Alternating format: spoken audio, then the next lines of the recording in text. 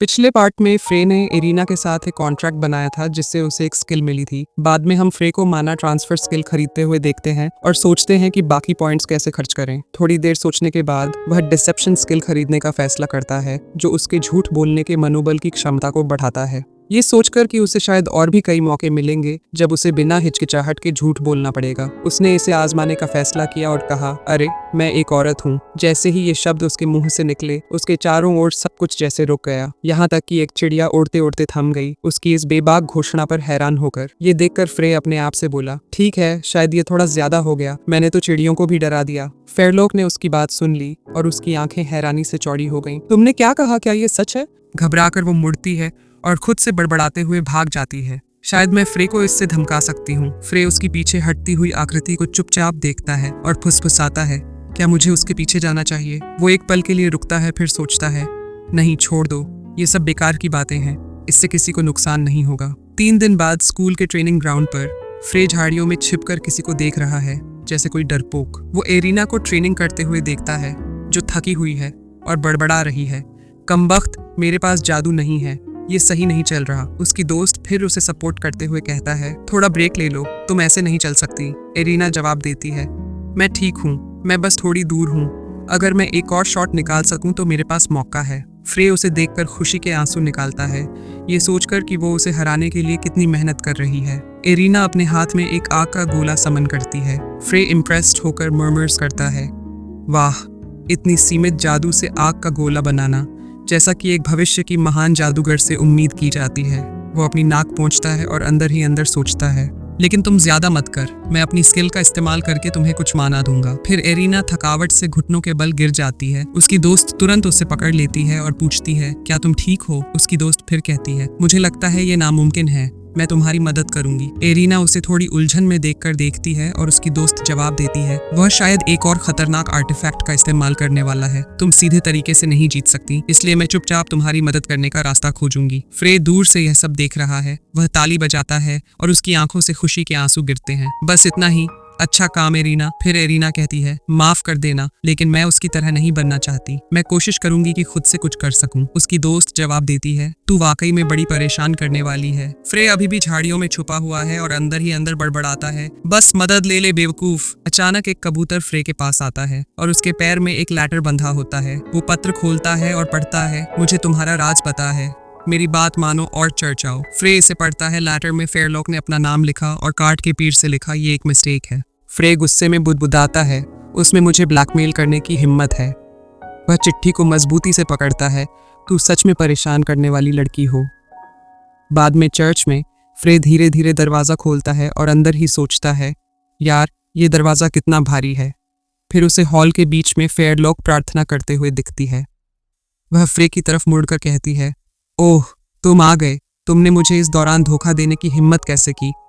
फ्रे अंदर ही सोचता है, ये क्या बकवास कर रही है? अगर मेरी असली पहचान उजागर हो गई होती तो मैं अभी खून की कमी से बेहोश हो जाता। फेयरलॉक ठंडी आवाज में कहती है, लेकिन यह खत्म हो गया। वो एक शरारती नज़र से फ्रे की तरफ इशारा करती है और अपने हाथों में एक नौकरानी ड्रेस पकड़े हुए कहती है, ये अफवाहें कि तुम एक औरत हो दुनिया में बड़ा हंगामा मचा देंगी। फ्रे हैरान होकर उसे उस नौकरानी के कपड़े के साथ देखता है। वो उस कपड़े की तरफ इशारा करके कहती है, लेकिन मैं कोई दानव नहीं हूँ, अगर तुम मेरी निजी नौकरानी बन जाओ और मेरी आज्ञा मानोगी तो मैं ये रात सिर्फ तुम्हारे लिए छिपा रखूंगी। फ्रे उस कपड़े को नफरत से देखता है, फिर सिर पकड़कर अविश्वास में कहता है, तुम सच में ऐसा सोचती हो? फिर मुड़कर कहता है, जो करना है करो, मैं एक आदमी हूँ। फेयरलॉक उसका हाथ पकड़ लेती है और कहती है, झूठा, मैं तुम्हें भागने नहीं दूंगी। वह उसके हाथ को झटक कर कहता है, छोड़ो। फेयरलॉक का हाथ थोड़ा कांपता है। फ्रे चौंक जाता है जब वह अचानक उसके सीने को पकड़ लेती है और अपने हाथों से उसे सहलाने लगती है। वह थोड़ी घबराकर रुक जाती है और कहती है, रुको, ये तो औरत के लिए बहुत सपाट लगता है। वह जवाब देता है, बिल्कुल, मैं एक आदमी हूँ। फिर वह कहती है, अरे इस बारे में क्या मैं नीचे भी चेक कर सकती हूँ? फ्रे चिल्लाता है, क्या तुम पागल हो? ये तो अपराध है, तुम गंदे हो। वह जवाब देती है, लेकिन एक औरत का दूसरी औरत को छूने में क्या परेशानी है? अचानक वह शर्मिंदा हो जाती है। उसने जो अभी कहा वो बड़बड़ाते हुए इधर उधर फिजिट कर रही थी, पर क्या सच में छोटी छाती वाली औरतें होती हैं? फ्रे उसको छूने की उसकी इच्छा से थोड़ा घबरा गया और बोला, बस करो यार। फिर फेयरलॉक ने अपना सिर थाम लिया और कहा, अरे ये तो ऐसा नहीं होना था। फ्रे गुस्से में बोला, बकवास है, मैं अब जा रहा हूं, तुम पागल हो। जैसे ही वो जाने लगा फेयरलॉक बोली, अगर सब कुछ ठीक हो जाता तो अच्छा होता। अगर ऐसा होता तो मुझे तुम्हें मारना नहीं पड़ता। फ्रे चौंक गया और पलटकर उसे देखा। तभी उसने उसकी गर्दन पकड़कर उसे दीवार पर धकेल दिया। जमीन पर गिरते ही वो उसे गला दबाने लगती है। आंसू उसकी आंखों से बह रहे हैं और वो कहती है, क्लाना तुम्हारी कमजोरियों पता लगा रही है और वो तुम्हें मारने की योजना बना रहा है, लेकिन मैं तुम्हें किसी तरह बचाना चाहती थी। तुम्हें बस चुपचाप मेरा पीछा करना चाहिए था। अब तुम्हारे पास मरने के अलावा कोई चारा नहीं है।